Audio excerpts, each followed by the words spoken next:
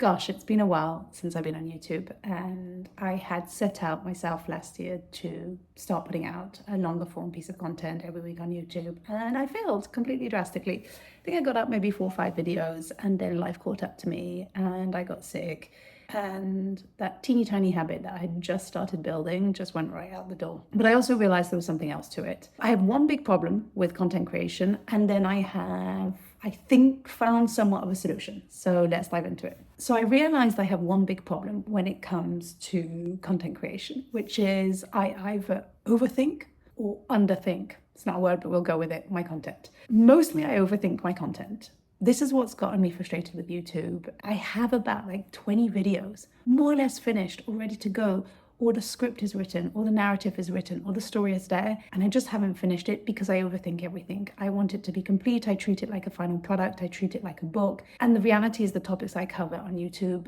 aren't for a book. They're a topic that I find interesting that I want to dive into, and the reality is it often involves motorsports or technology or world events, which means that this story is an ever-evolving story, which means it's not a final product. And I seem to be so desperately trying to put out a complete story with all of the context, with all of the different POVs and all of the different narratives, that I forget that this is going to be an evolving story. So if I sit on it for too long, it's probably changed and I need to come back and rethink everything. Or I feel like I underthink my stories, which means that I'm putting out something that I feel is completely incomplete, that doesn't cover the full thing. And basically I find myself in the middle of both of these, overthinking it or underthinking it, and being extremely frustrated. I'm allowing the pieces that I don't have too many thoughts, but I have one strong opinion, sort of live on TikTok. But I'm also going to start allowing myself for my pieces to not have to be a final product, that I can come back to them. So I'm really desperately going to try and find this middle ground where I'm neither overthinking my content or underthinking my content. So that's just a little bit of an update of where my head has been at and why I think I've been struggling putting out content, even though I have at least 20 videos ready to go, including a video that I'm working on right now, which is about my first ever NASCAR race. It's the Busch Light Clash at the Coliseum. It's a very unique race because it's an exhibition race, and I got myself out into LA. I've been talking with the NASCAR team for weeks now, and I have such an incredible and exciting video. So stay tuned, there's a video on that happening next week. I promise.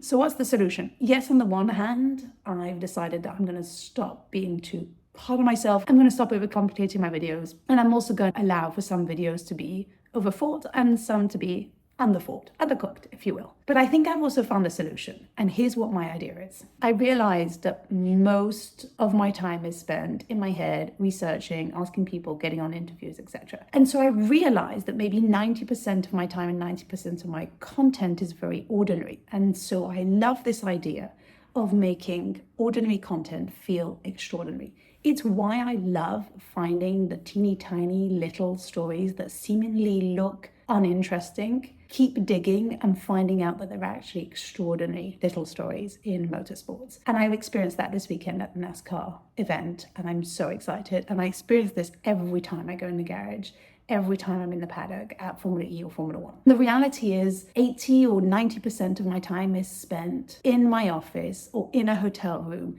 researching, reading, on interviews, talking with people, listening. And that's not extraordinary, but the extraordinary is in the result of what I can do with those small moments. So a big chunk of my content is going to be ordinary content and making it feel extraordinary. And so with that, I'm hoping to show more of the moments where I'm researching, where I'm interviewing, and maybe also help you understand the process, because the reality is we often show just the tip of the iceberg. We show those moments of the final product, but no one really knows how you get there. And then there's a second bucket of content I think I'm going to look into, which is turning the extraordinary into ordinary stories. And what I mean by this is that 20% of the time where I'm at the track and in the paddock and interviewing drivers live feels very extraordinary, but actually it's very ordinary moments between two human beings having a conversation about something that they are passionate and love about. And so this brings us to the second bucket of content, which is that 20% of the time that feels absolutely extraordinary. And I have those pinch me moments where I cannot believe that I am where I am, standing in a paddock, talking with who I'm talking, i.e. Formula One drivers, team principals,